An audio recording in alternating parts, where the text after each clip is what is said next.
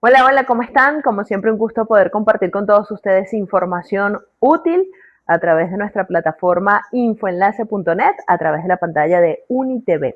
El día de hoy agradezco la oportunidad que nos da la abogado y psicólogo Dalai Castillo en su hermosa casa, bueno, porque queremos compartir algunas inquietudes y sobre todo conocer desde tu experiencia como psicólogo y también por algunas experiencias de vida que te ha tocado transitar desde el duelo como madre. ¿Cómo podemos abordar quizás estas diferentes aristas que tienen que ver con el duelo? Sobre todo en esta primera parte quisiera enfocarme con ese duelo parental que existe cuando, por ejemplo, tenemos un diagnóstico de un hijo especial, por ejemplo. Sabemos que para algunos padres es complicado, es difícil el poder aceptar un diagnóstico, integrarlo a la vida, a la estructura, a la rutina de vida, pero al final, bueno, hay que avanzar. ¿Qué, por ejemplo, puedes decirnos a través de lo especial que tienes en tu vida como es Sarita y cómo has transitado toda esta parte? Bueno, yo creo que ningún padre está preparado para, ni siquiera cuando desde el embarazo pues te pueden anunciar que que vas a tener algún niño con un defecto congénito o pues con alguna enfermedad porque tuviste, no sé, Zika en el embarazo Mm, y que aunque tú puedas saber que el bebé o la bebé van a venir con algún problema, es muy difícil esa aceptación mm. al principio, ¿no?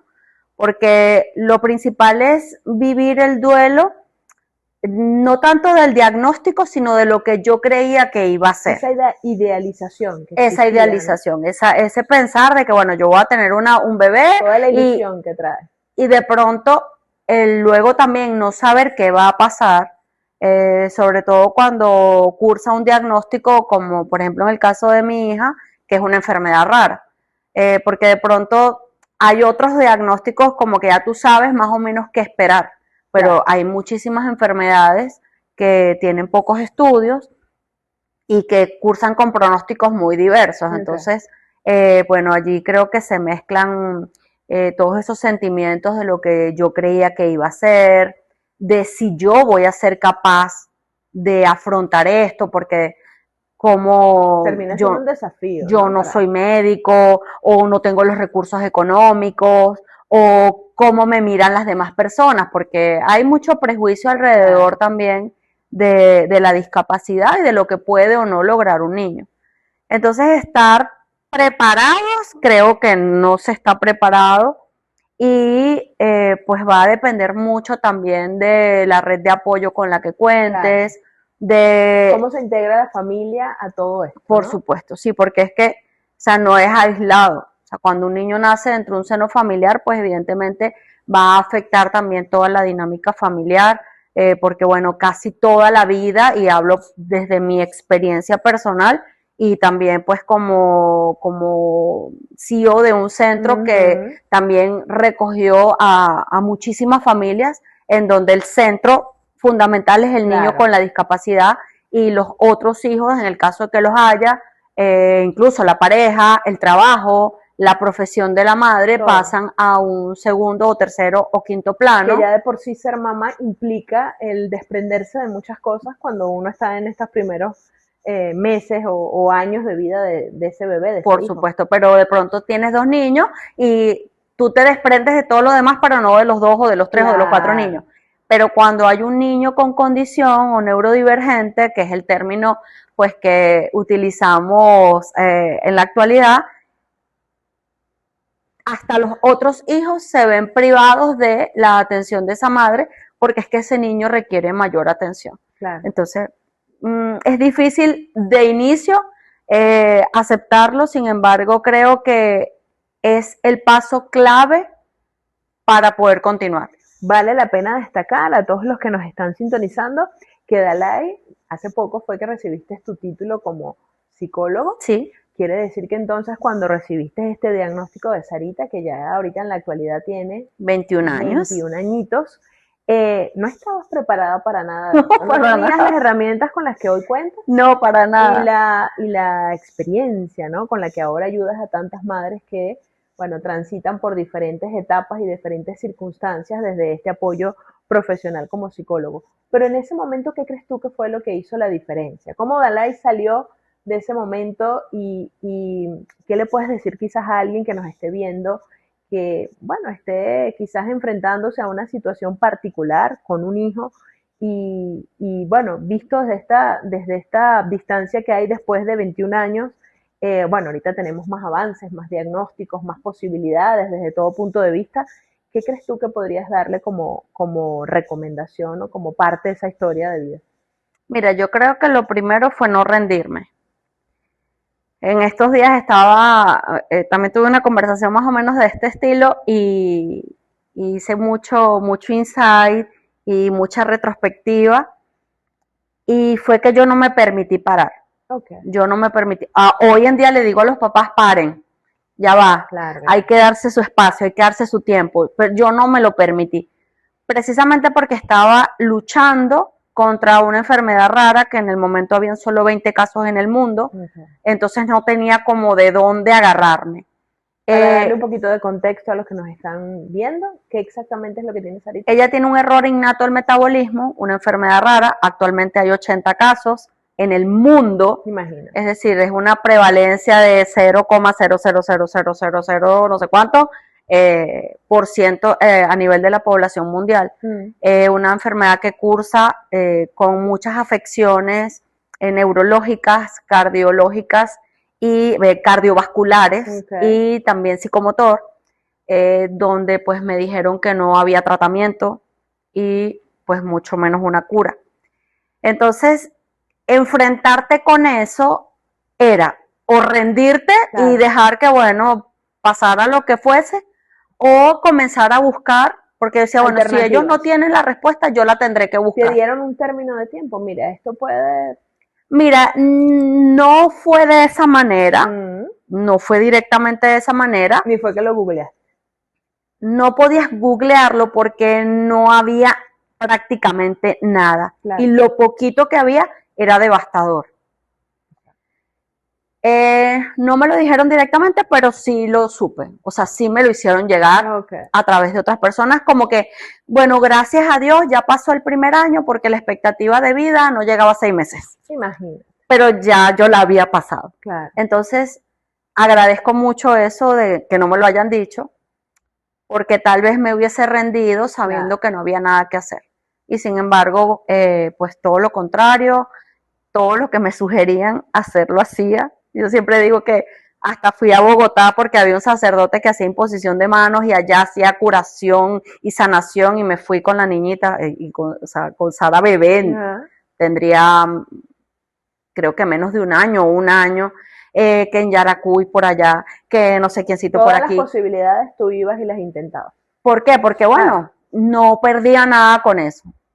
Hasta bueno, que ya llega un punto en el que te das cuenta de que hay muchísimas cosas que estás haciendo que no tienen resultado o que pues no son las más idóneas para ti, porque también creemos que lo que le sirve a uno también le sirve al otro. Exacto. Y no necesariamente. Entonces esas fórmulas no aplican para ese aprendizaje en el tiempo de pues determinar, mira, esto sí me va a validar sobre todo.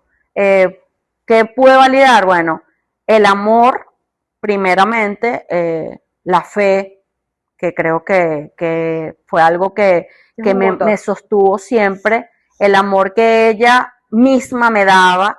Yo decía, si ella que está atravesando por todo esto, que convulsiona, que tiene problemas estomacales, visuales, luego cursó con una artritis reumatoide, inflamaciones, enfermedades súper complejas, se ríe y es feliz, ¿cómo yo me voy a dar el lujo de derrumbarme? No puedo. Entonces, creo que las herramientas no me las dio la vida, ni me las dio la carrera, me las dio Sara. Qué bueno. La resiliencia me la dio ella, porque ella no se rinde, pues yo no me puedo rendir.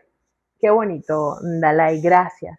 Vamos a hacer una pequeñita pausa. Al regreso volvemos con la otra parte de nuestro espacio, porque vamos a seguir hablando del duelo y es que ella se las trae. En la próxima parte vamos a comentarles más de la historia de Dalai.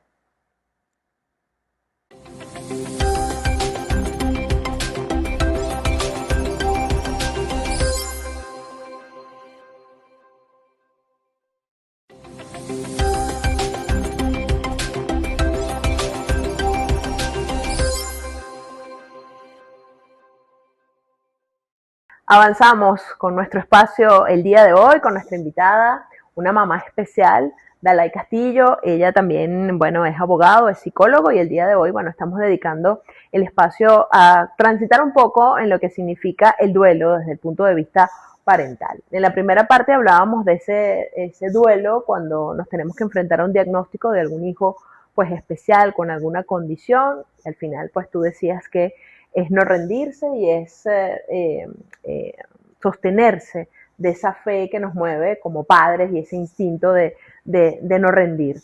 Pero en esta parte, bueno, me toca tocar quizás el tema del duelo por fallecimiento de un hijo, y cuando decía que Dalai se las trae es que es una mujer que, bueno, que lo va sorprendiendo a uno y de alguna forma, bueno, no se ha resistido a este diagnóstico de Sara, pero tampoco se resistió a, bueno, avanzar y a encontrar un propósito y entender qué era lo que estaba sucediendo e integrarlo a tu vida, y es por la desaparición física de tu hijo a los 24 años. ¿Hace ya cuánto tiempo? 6 años y 5 meses. 6 años, 5 meses, aún no estabas estudiando psicología. No, para nada. No, ¿verdad? Pero quisiera que nos contaras un poco cómo entonces, con un diagnóstico de una hija que tienes maravillosa, especial, y toda esta situación que no tiene nombre biológico, porque ni siquiera, pues ahí está el huérfano, está el viudo, la viuda, pero no hay un nombre lógico que se le pueda dar a la pérdida de un hijo como tal, a lo que corresponde a una madre. ¿Cómo has transitado esto y qué herramientas son las que te han sostenido? Bueno, mira, en comparación con Sara, siempre fue buscar algo, ¿no? Buscar. Aquí realmente pues no había ya nada que hacer. El mundo, claro. Era como, ¿no? Es una situación irreversible y por supuesto te enfrentas con, bueno, voy a hablar igualmente desde mí, ¿no? Me enfrenté con una pesadilla, con un tsunami, un terremoto, todo junto. Porque bueno, primero fue una muerte muy imprevista y no estaba, creo que nadie lo está. ¿Sí? Claro. Ni para un diagnóstico, ni para enfrentar la muerte de un ser querido, pues mucho menos de un hijo. Fue un hecho vial, o sea, no. Sí, totalmente. No fue enfermedad, no fue nada, fue un hecho vial. Fue algo muy, muy rápido y bueno, el cuerpo humano es muy sabio, sobre todo el sistema nervioso central busca protegerte, y por eso cuando hablamos de duelo hablamos de que la primera fase es la negación. Claro. Porque el cuerpo, el cerebro trata como de regular de alguna manera que ese dolor tan profundo y tan inmenso no te enloquezca. De hecho, yo recuerdo siempre a una conocida que en una de las misas, saliendo de misa, ella había perdido también un hijo por una enfermedad bastante larga, de mucha data, y ella me miró y me abrazó y me dijo: yo lo único que le pido a Dios es de que no te enloquezcas. Wow. Y eso a mí me quedó como, claro. Y yo decía, no, yo no me puedo enloquecer, claro. Porque primero no me lo puedo permitir, porque la vida es hermosa y yo estoy aquí, mientras que yo esté viva no me lo voy a permitir. Sara depende de y está Sara, claro. ¿No? Entonces, bueno, fue un poco arraigarme a esa situación, también a mi mamá, que estaba muy, muy mal, al papá de José Luis. Y mira, ¿cómo pasó? No sé, hoy te puedo decir que lo vivimos casi en proceso de pandemia, en un tiempo de recogimiento, en un tiempo en donde yo paré, porque quise parar y porque obviamente necesitaba parar. Lo viví, como quien dice, a profundidad. O sea, el duelo, no hay atajos para vivir un duelo. Para hacerlo de una manera saludable hay que llorar, hay que gritar, hay que validar cada sentimiento. Cada cosa. Y sí, yo me sentía terrible, me acompañé de mucha lectura, de como muchas cosas de tanatología. Comencé como a pensar qué pasaba después de la muerte, pero creo que hubo algo en una actividad que hice en donde hablé a unas mamás que también estaban en duelo, en un grupo de apoyo, y algo que yo dije, que no sé ni por qué lo dije, creo que como que marcó el inicio a que yo me recuperase de alguna manera, y fue el realmente aceptar que lo que pasó era lo que tenía que pasar.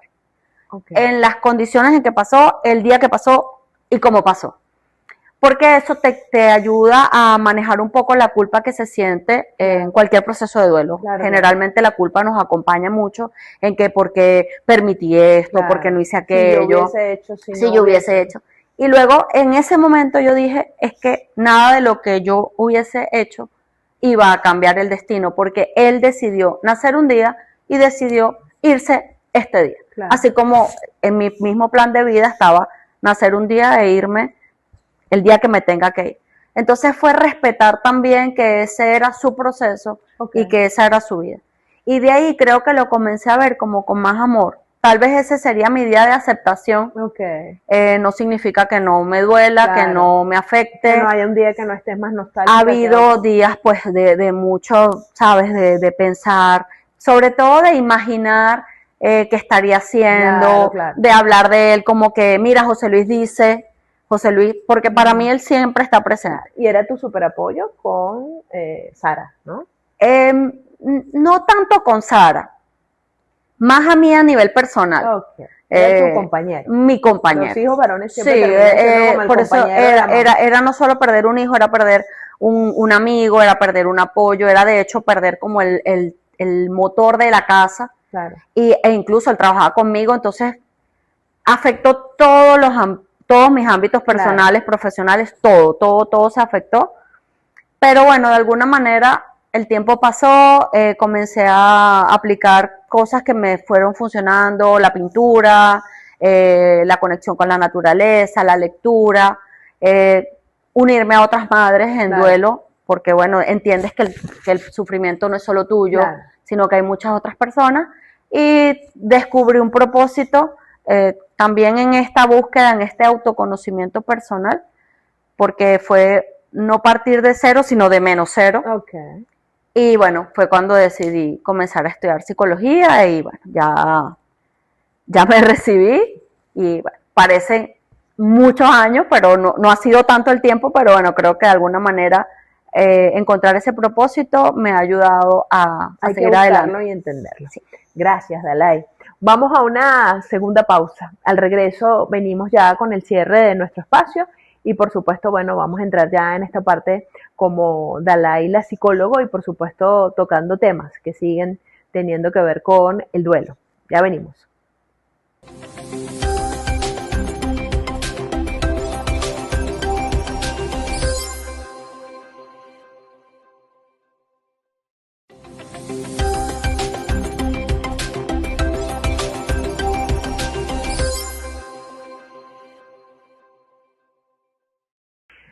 Avanzamos con información útil en esta parte ya final de nuestro espacio con nuestra invitada Dalai Castillo, psicólogo. Bueno, veníamos hablando en en estos dos bloques anteriores del duelo, quizás como padres con un diagnóstico de alguna condición especial de nuestros hijos. También pues en la segunda parte hablamos de este duelo por el fallecimiento, por la pérdida física de un hijo, y en esta parte quería ya entrar un poco más a lo que ya representa, ¿no? Tu carrera, tu profesión como psicólogo, este transitar como mamá, pero también enfrentarte a diferentes consultas y casos de estudio que quizás ya has tenido cercanos. Y es este duelo que se presenta en padres, pero cuando hay quizás casos de sustracción parental, de secuestro, donde los niños están desaparecidos y hay allí como una situación inconclusa, ¿no? Porque entonces te debates entre la esperanza de que va a volver, de que va a aparecer, pero también ese pavor que debe ser insostenible bueno, de la peor de las pesadillas, y es ese, bueno, mira, ya no está, falleció o apareció sin vida, que sabemos que existen diferentes datos, ¿sí? Sobre todo en nuestro país. Y esto te lo comento a propósito de que en el mes de mayo, no recuerdo bien la fecha, creo que fue el 25 de mayo, se estuvo celebrando a nivel internacional lo que es el Día de los Niños Desaparecidos. Sí, ciertamente. Entonces quería preguntarte un poco cómo se maneja esto desde el punto de vista ya profesional. No tiene nada que ver contigo, vale la pena destacar que en las otras dos situaciones pues tienes mucho que contar desde tu experiencia, pero sí como psicólogo a lo mejor has visto algunos casos que tienen que ver con esto y cuáles son las herramientas de las cuales los padres se tienen que sostener. Sí, lo que pasa es que el duelo, aparte de que es uno de los procesos más comunes que vivimos todos los seres humanos, porque no es solamente el duelo por la pérdida física de alguien o por la pérdida de la salud, pues también es el duelo por la pérdida de la pareja, de un trabajo, de la salud propia, en fin, hasta de la juventud, porque nos encontramos con que ya no soy la que era, la vista, sí. Estamos constantemente para perder y nos afecta muchísimo porque generalmente somos seres de apego y entonces lo que es mío. Claro. Y cuando ya no lo tengo porque es mi esposo, es mi trabajo, es mi... Y no, resulta que nada es nuestro y cuando lo logramos entender podemos ir como tratando, nos ayuda un poco a soltar. Claro. Entonces, la recuperación o el trabajo terapéutico en el duelo es muy diverso y va a depender, por supuesto, de las circunstancias, porque ningún duelo es igual. Yo perdí, de hecho, a mi hijo de 24 años, pero otras personas lo han perdido de la misma edad y sienten cosas distintas. No voy a decir que es un duelo peor el del hijo de 30, de 5, de recién nacido, porque incluso el neonato o el no nacido también pues se genera en las madres un duelo muy profundo.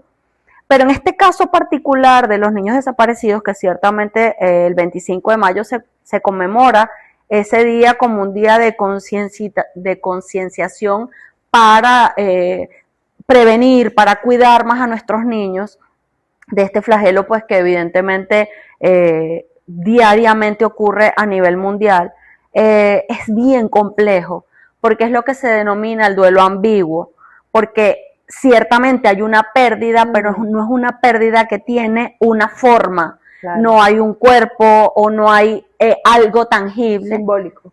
Y entonces el cerebro no logra procesar sí, que realmente no está. Cierto que físicamente no está, pero emocionalmente está. Y me debato en una cantidad de sentimientos encontrados entre la esperanza de que va a volver y la desesperanza de que ya ha pasado mucho tiempo y que de pronto ya los investigadores me digan, mira, ya pasaron tantos meses, ya no lo podemos seguir buscando, claro. O mira, dadas las circunstancias, pero está siempre esa ilusión, esas ganas de que pueda volver, porque no hay un cierre definitivo. Okay. Entonces, uno de los duelos más difíciles de trabajar a nivel terapéutico, en donde es muy importante el acompañamiento familiar, la validación de las emociones contrarias, porque es como decir, cómo entonces estoy cansado de buscar, pero a la vez no puedo descansar porque claro. Si no lo busco, entonces cómo claro. Me siento. Es un tema, hay muchas culpas. No permitirme algunas cosas de celebración de otros, de mis hijos, cumpleaños. No, incluso hasta del mismo niño desaparecido, porque no hay un día que sí ocurre cuando hay una pérdida física que yo puedo validar, claro. Porque los rituales que se celebran para a niveles distintos, a niveles de creencias, religiones, etcétera, porque en México lo celebran de una manera, en Colombia de otra, en Venezuela de otra, pero esos rituales están preparados para que culturalmente la muerte sea aceptada de una forma. Entonces, cuando no existe esto, es como, ¿cómo voy a cerrar o cómo voy a decir, hoy mi hijo murió, claro. Cuando no sé si está vivo o no? Claro, entonces, realmente las personas que estén pasando por esta situación, bueno, es un abrazo solidario, es una palabra de aliento de que sepan que no están solos, de que existen pues especialistas que pueden ayudarlos a transitar este tipo de situaciones y validar sobre todo lo fuerte de unas emociones como las que están viviendo. Y en definitiva, Dalai, buscar siempre la ayuda terapéutica de profesionales en el área. Por más favor. Allá de los apoyos, o las redes de apoyo, buscar al especialista. El especialista que realmente primero tenga la empatía de entender este tipo de casos. No necesitas que el terapeuta al que vayas le haya ocurrido lo que te ocurrió a ti, porque entonces no es necesario, pero claro. Sí alguien que sientas que es humano, que te escucha con empatía, que no te va a decir lo que quieres, pero que te va a acompañar a que encuentres tus propias respuestas y que, por supuesto, sea un profesional en el área. Gracias, Dalai, por permitirnos estos minutos. ¿Dónde las personas que nos están mirando pueden seguirte? ¿Alguna red social que quieras compartir con nosotros el día de hoy? Bueno, por Instagram, soy psicolegal. Y en YouTube, Dalai, una mamá especial. Gracias por permitirnos venir a tu bonita casa. Y bueno, a ustedes por la sintonía. Seguiremos buscando información para llevarles a todos ustedes a través de la pantalla de UniTV.